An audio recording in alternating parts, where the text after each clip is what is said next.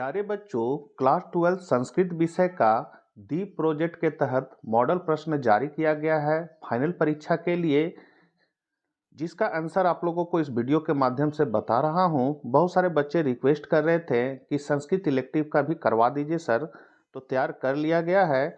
Channel पर पहली बार है और आर्ट्स विषय के महत्वपूर्ण प्रश्नों का जानकारी चाहते हैं तो चैनल को सब्सक्राइब करके बेल आइकन दबाना ना भूलें। तो चलिए हम लोग आज कुछ नया सीखते हैं। तो मॉडल क्वेश्चन जो दिया गया है वो आपका 1 से 33 तक आपका अति लघु उत्तरीय प्रश्न है, जिसमें सबसे पहले आपका है अपठिताम अबोधनम से दिया गया है। अपठित बोधनम से लिया गया है, जिसमें है कि अधोलिखितम अनुच्छेदम पठित्वा प्रश्न प्रश्न प्रदत्तम प्रश्नाम विलेप्यभ्यम उत्तरा। मतलब कि नीचे दिए गए अनुच्छेद को पढ़े और दिए गए विकल्प में से प्रश्नों के उत्तर दे। तो यहाँ पर अनुच्छेद दिया हुआ है, जिसमें है भारतस्य राजधानी नव दिल्ली इति ख्याता अस्य प्राचीनतम नाम इंद्रप्रस्थ इति आसीत् यथा सरिसस्य मध्यभागे हृदय आत्मा तिष्ठति तथैव भारत देशस्य मध्यम भागस्य एवं यत्र दिल्ली इति नाम्ना विख्याता विशाल नगरी वर्तते। दिल्ली इति नाम दिल्लिका इति नाम्र अभ्रंश रूपम वर्तते। कहने मतलब है कि भारत की राजधानी नई दिल्ली के नाम से जानी जाती है। इसका प्राचीनतम नाम इंद्रप्रस्थ था। जिस प्रकार आत्मा शरीर के मध्य में हृदय में निवास करती है, उसी प्रकार भारत के मध्य में दिल्ली नामक विशाल नगरी स्थित है।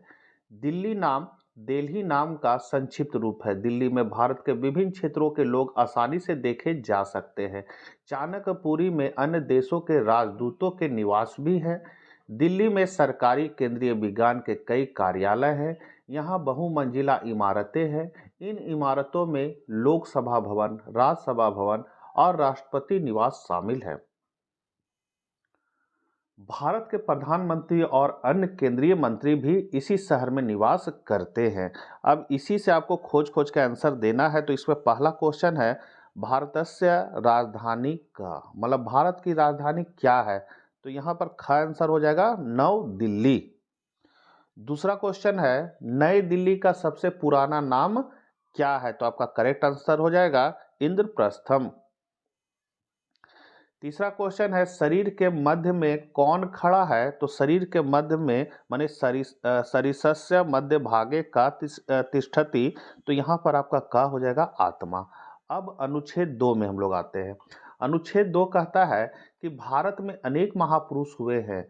महर्षि स्वामी दयानंद इन्हीं महापुरुषों में से एक थे। उनका जन्म 1824 में गुजरात प्रांत के टंकारा गांव में हुआ था। उनके पिता का नाम करसन लालजी तिवारी और माता का नाम अमृताबाई था।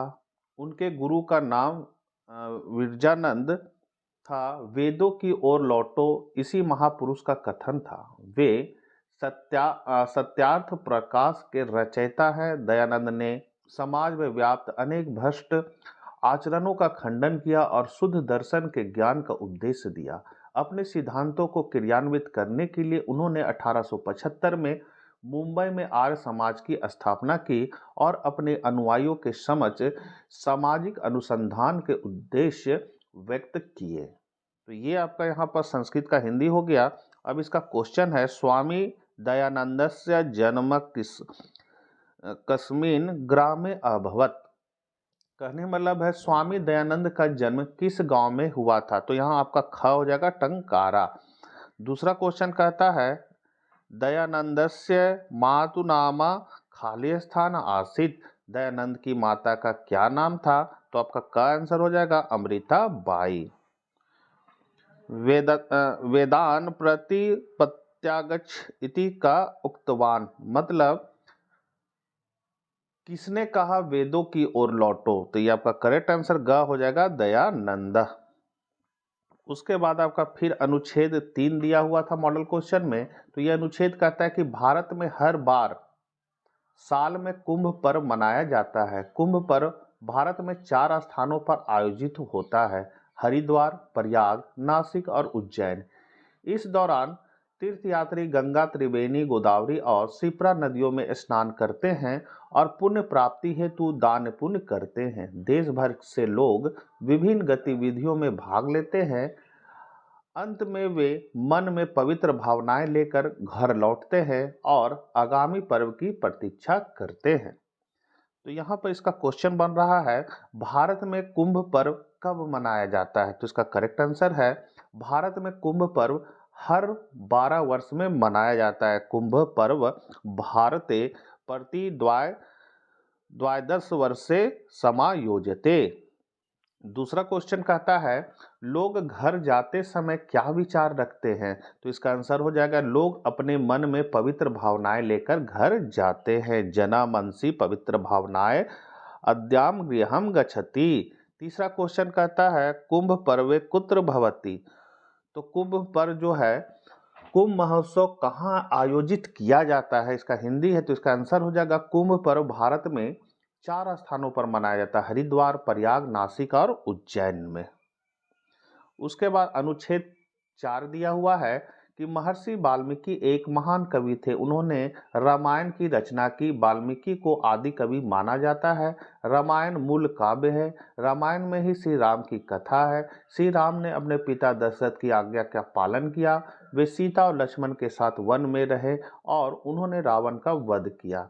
राम के राज में सभी लोग धर्म के मार्ग पर चलते थे। तो यहाँ क्वेश्चन है आपका, मूल कवि कौन है? मतलब का आदि कवि। तो आंसर हो जाएगा, महर्षि वाल्मीकि मूल कवि हैं। महर्षि वाल्मीकि आदि कवि। दूसरा क्वेश्चन है, रामायण की रचना किसने की? तो महर्षि वाल्मीकि ने रामायण की रचना की। तीसरा क्वेश्चन कहता है, रामायण में किसकी कहानी है?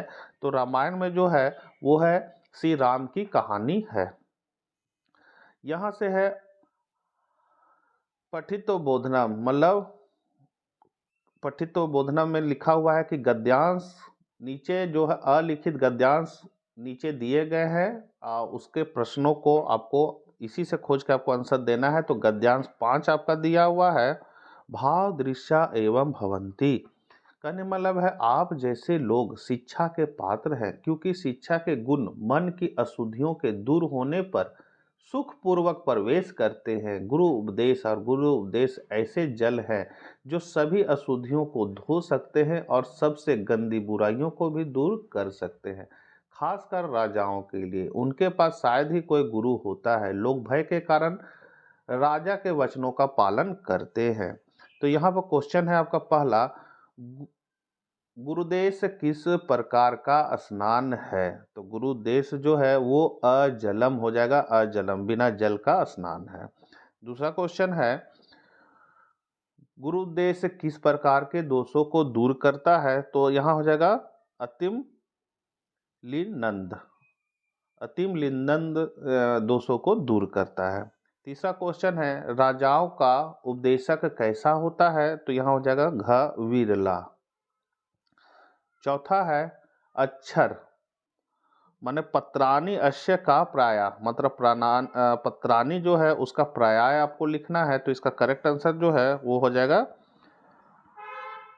भाजनानी। 5वां नंबर है आपका आसन का विलोम, सुलभ्य इतस्य विलोम पदम किम? तो सुलभ्य का हो जाएगा विरला। अब 6ठा नंबर है गद्यांश, तात चंद्रपीड़ा। पिताजी चंद्रपीड़ा, तुमने जिन शास्त्रों का अध्ययन किया है, जिन्हें तुम जानते हो और जिन्हें तुम जानना चाहिए, उसके बारे में तुम्हें कुछ भी सिखाने को नहीं है और केवल स्वभाव से ही वह गहन अंधकार है जो युवावस्था में उत्पन्न होता है। यह तुच्छ राहत एक भयंकर विलासिता है। तुम्हारा इतना विस्तृत वर्णन इसलिए किया गया है क्योंकि जब तुम राज के सुखों में डूबते हो तब तुम अचेत और भयंकर निद्रा में होते हो। तो ये गद्यांश दिया हुआ है। अब इस पर क्वेश्चन है, लक्ष्मी मदा की दृश्या भवती, माने लक्ष्मी मदा कैसी है? तो यहां हो जाएगा दारुणो। दूसरा है राज सुख की नींद कैसी होती है? तो राज सुख की जो नींद है वो अप्रोधा घोरा चा होती है, मतलब बेहोशी भयानक बेहोशी टाइप से होती है। तीसरा क्वेश्चन है गद्यांशे ते पदम कस्य प्रयुक्ताम, तो यहाँ हो जाएगा चंद्र पीड़ाए। अब 7वां नंबर गद्यांश कहता है ऐसा सोचकर उन्होंने अपनी समस्त भेंटों के साथ यज्ञ करना आरंभ किया। कारीगरों ने एक अत्यंत सुंदर मंडप बनाया। सभी यज्ञ सामग्री एकत्र की गई। देवताओं, ऋषियों, गंधर्वों, यक्षों, सिद्धों आदि को आमंत्रित किया गया। इस अवसर पर एक ब्राह्मण को समुद्र के तट पर समुद्र का आवाहन करने के लिए भेजा गया। वह भी समुद्र के तट पर गया और उसे धूप और पुष्प की 16 आहुतियां अर्पित की और कहा, हे समुद्र राजा, विक्रमार्क यज्ञ कर रहे हैं। तो ये आपका गद्यांश दिया हुआ है। इस पर क्वेश्चन है विचार्य इति पदे का प्रत्यय, माने विचारणीय वाक्यांश में प्रत्यय क्या है? तो यहाँ हो जाएगा लप्य प्रत्यय हो जाएगा ख आंसर।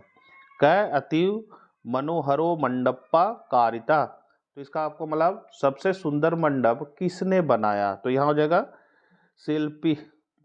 शिल्पी मतलब कारीगरों द्वारा। तीसरा है सोअपि पदस्य संधि विच्छेदम पदम किम, तो सह प्लस अपि हो जाएगा।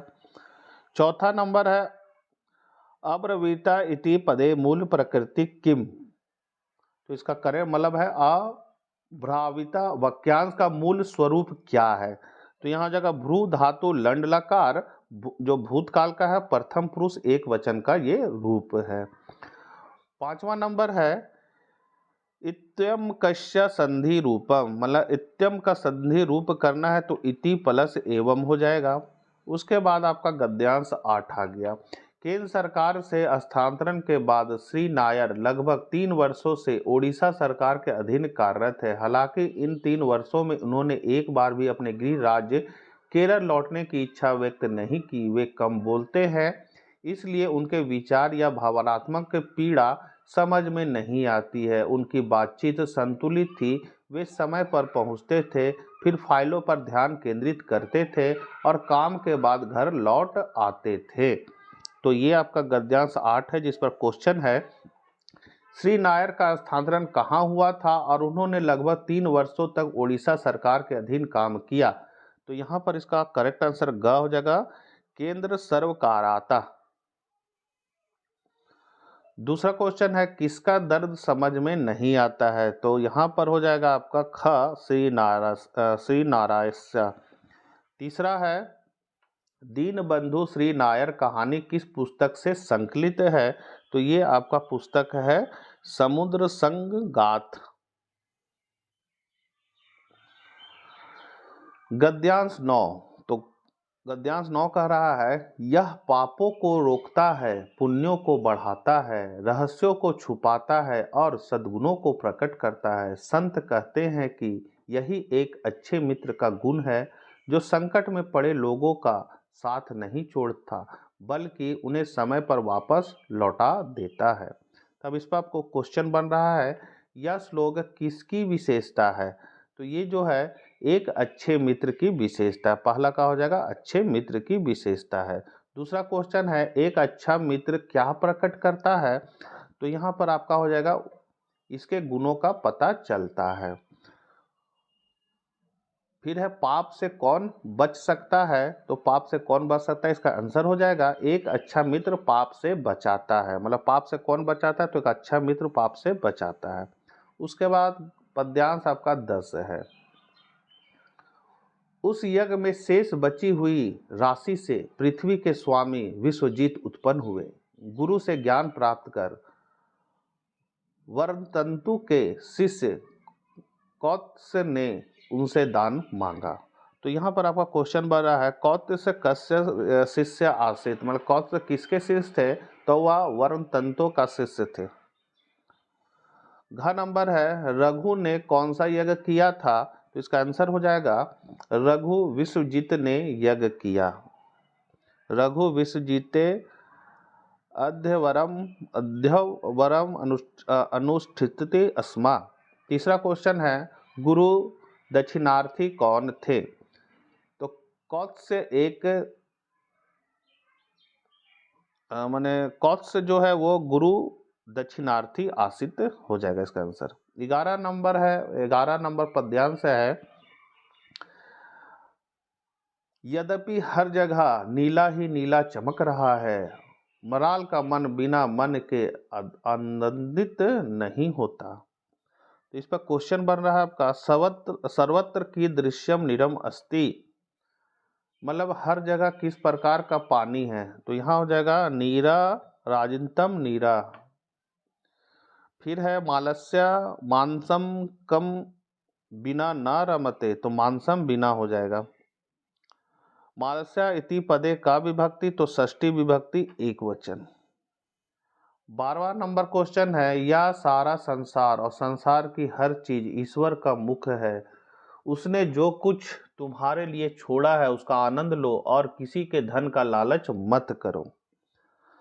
क्वेश्चन है, संपूर्ण विश्व पर किसका कब्जा है, तो ईश्वर का, ईश्वर सस्य हो जाएगा। दूसरा, तुम संसार की सारी वस्तुओं को किससे खाते हो, तो तेन उस त्याग से, इसका आंसर हो जाएगा। तीसरा है,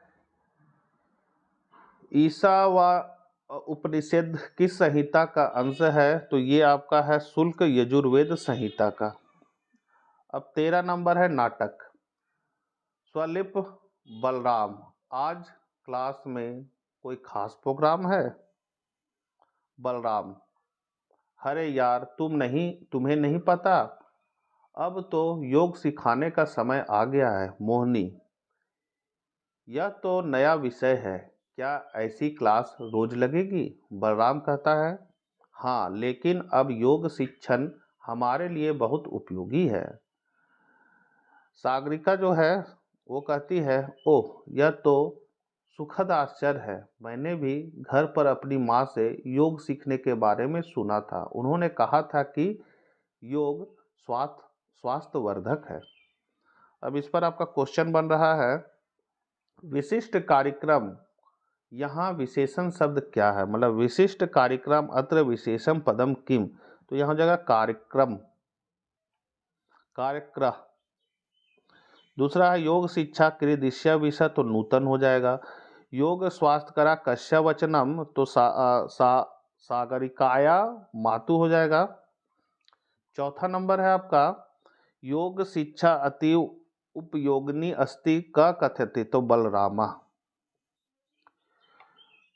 मित्र त्वम न जानसी अत्र अव्यम पदम किम, तो न हो जाएगा। 14 नंबर फिर नाटक है, अरुंधति, यह फुर्तीला आदमी तेज गति से दूर कैसे देख रहा है परवेश। बटवा जो है कहता है, देखो नौजवान, यह बहुत आश्चर्यजनक है। फिर है लव कहता है, मैंने देख लिया है और समझ लिया, यह घोड़ा तो घोड़ा ही है। बटवा कहता है, आपको कैसे पता, तो यहाँ लव कहते हैं, सचमुच वे मूर्ख है, तुम वह अध्याय पढ़ ही चुके हो, तुम्हें क्या समझ नहीं आ रहा है, हर एक के पास 100 ढाल दंडक और 6 रक्षक दल थे, अगर तुम्हें शंका हो तो पूछ लो। अब यहाँ पर है का दूरमतिकांता, माने दूरदर्शी कौन है, तो वह फुर्तीला हो जाएगा, स चपला। फिर है दूसरा अश्वम कीदृश्य, तो अश्व मेधिका।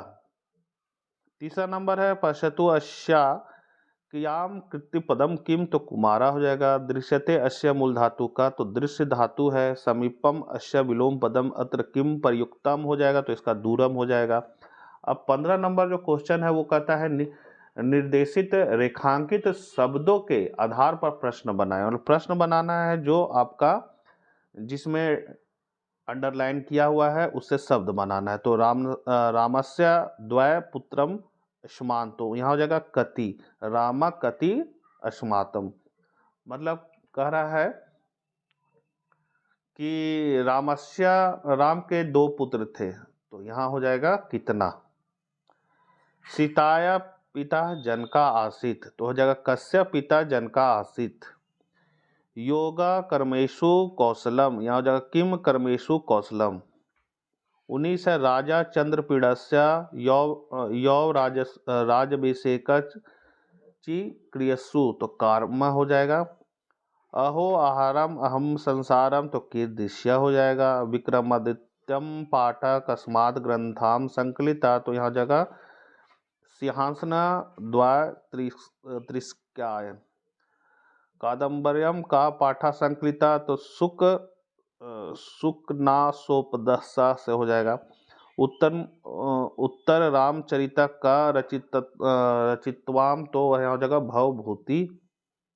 प्रतिवर्षे जून 21 मासा तमे दिवस से खाली स्थान समायोजते तो यहाँ हो जाएगा योग दिवसा। और लास्ट क्वेश्चन है गंगा खाली स्थान नी सरती तो ये हो जाएगा हिमालयात। तो बच्चों ये थे आपके सारे ऑब्जेक्टिव क्वेश्चन खंड ए से, जो दीप प्रोजेक्ट द्वारा निकाला गया मॉडल क्वेश्चन है, फाइनल परीक्षा के लिए महत्वपूर्ण है। मित्रों को शेयर करना ना भूले। तो मिलते हैं हम लोग नेक्स्ट वीडियो के साथ। जय हिंद जय भारत।